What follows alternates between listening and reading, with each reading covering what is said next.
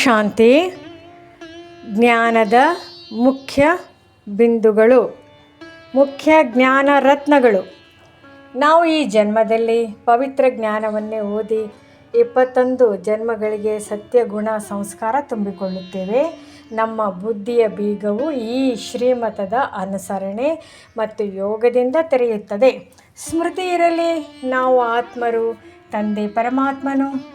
ಮುಳ್ಳುಗಳಾಗಿದ್ದ ನಾವು ಈಗ ಸುಗಂಧಭರಿತ ಹೂಗಳಾದ ಬ್ರಾಹ್ಮಣರು.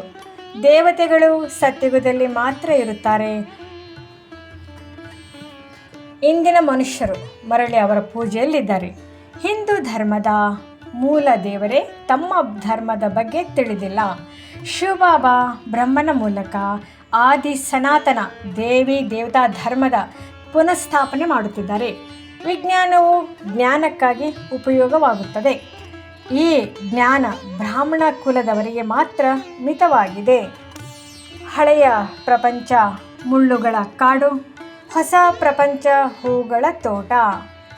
ಆತ್ಮ ಭಾವದಲ್ಲಿ ಜ್ಞಾನ ಕೇಳಿದರೆ ಬುದ್ಧಿಯ ಬೀಗ ತೆರೆಯುತ್ತದೆ. ಆತ್ಮ ಶಾಶ್ವತವಾಗಿದೆ. 84 ಜನ್ಮಗಳ ಪಾತ್ರವಿದೆ. ದೇವತೆಗಳ ಪೂಜೆಯನ್ನು ಹಿಂದೂಗಳೇ ತಮ್ಮನ್ನು ಮರೆತು ಮಾಡುತ್ತಿದ್ದಾರೆ.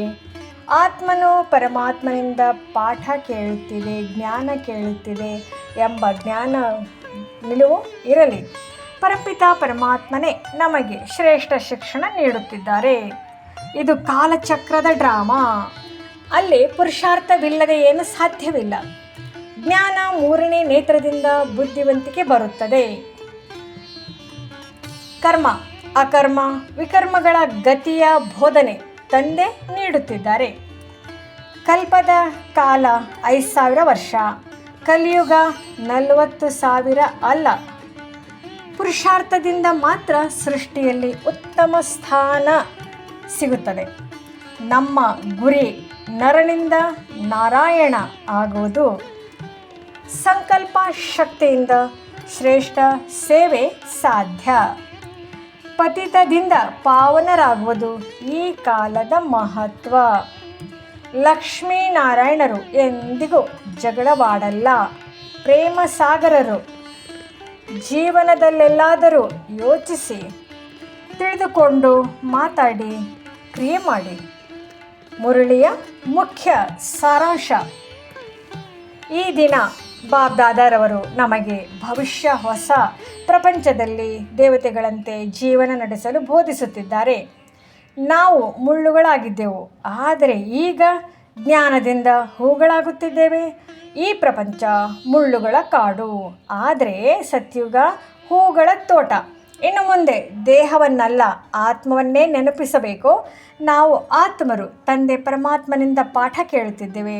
ತಂದೆ ನಮಗೆ ದೈವಿ ಸಂಸ್ಕಾರಗಳನ್ನು ಧಾರಣೆ ಮಾಡಿಸುತ್ತಿದ್ದಾರೆ. ಕರ್ಮಗಳ ಬಗ್ಗೆ ಜಾಗರೂಕರಾಗಬೇಕು, ಏಕೆಂದರೆ ಸತ್ಯ ಕರ್ಮದಿಂದಲೇ ಪುಣ್ಯ ಸ್ಥಿತಿ ದೊರೆಯುತ್ತದೆ. ಡ್ರಾಮಾ ಇದೆ ಎಂದು ನಶೆ ಮಾಡಿಕೊಳ್ಳೋದು ಸರಿಯಲ್ಲ. ಪುರುಷಾರ್ಥವು ಅವಶ್ಯ. ಈ ಜ್ಞಾನ ಜೀವನದ ಮೂಢನತೆಯನ್ನು ತೆಗೆದುಹಾಕಿ ನಿಜವಾದ ದಿವ್ಯತೆಯನ್ನು ನೀಡುತ್ತದೆ. ವರದಾನ: ಸಂಪೂರ್ಣ ಸ್ವರೂಪದ ಪುರುಷಾರ್ಥ ಮಾಡಿ ವಿಶ್ವದ ಆಧಾರ ಮೂರ್ತಿಯಾಗು. ಸಂಪೂರ್ಣ ಆತ್ಮತ್ವ ಮತ್ತು ಶ್ರೇಷ್ಠ ಕರ್ಮದ ಮೂಲಕ ಈ ಕಾಲದ ಸಂಪತ್ತನ್ನು ಸಂಪೂರ್ಣವಾಗಿ ಸಂಗ್ರಹಿಸಿಕೊಳ್ಳಿ. ಸಮಯ ಮರೆಯದಿರಿ, ಇದು ನಿಮಿಷವೂ ಅಮೂಲ್ಯ.